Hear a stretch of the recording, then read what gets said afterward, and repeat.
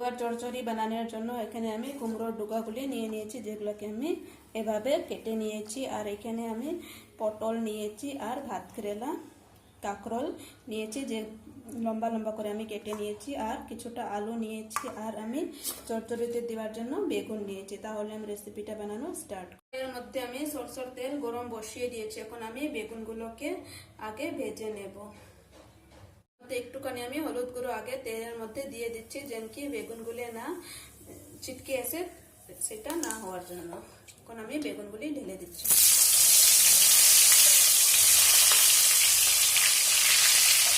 একটুখানি নুন দিয়ে দিচ্ছি।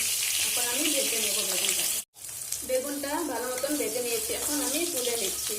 আপনারা যখন বেগুন ভাজবেন, বেগুনটাকে একদম হাই ফ্লেমে ভাজবেন, না তো বেগুনটা আপনারা তেল যত আপনারা দিবেন পুরাটা টেনে নেব। হাই ফ্লেমে ভাজলে টানবে না, এই যে তেলটা রয়ে যাচ্ছে।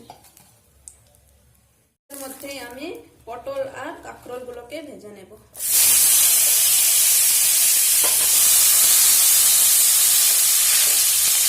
একটুখানি নুন দিয়ে দিচ্ছি, একটুখানি হলুদ দিয়ে।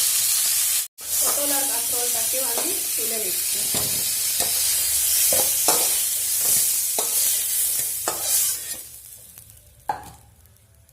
এর মধ্যে আমি 2টা শুকনো লঙ্কা চিড়ে দিয়ে দিচ্ছি। আর একটুখানি কালো জিরে দিয়ে দিচ্ছি। আর একটুখানি হলুদ গুঁড়ো দিয়ে দিচ্ছি। এখন আমি আলুগুলি দিয়ে দিচ্ছি।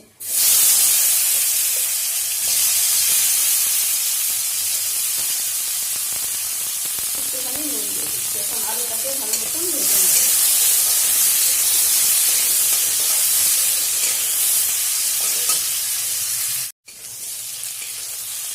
আলুটাকে ভালো মতন ভেজে নিয়েছি। এখন আমি কুমড়োর ডুগাগুলোকে দিয়ে দিচ্ছি।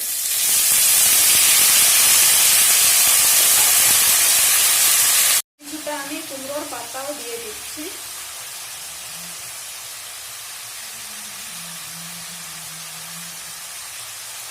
এখন আমি ঢেকে রান্না করব।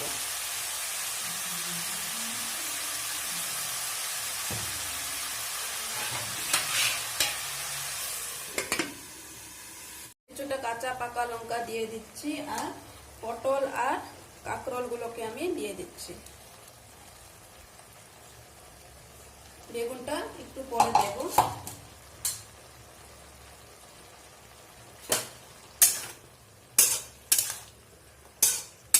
একদম শুকনো শুকনো আমি বানাবো।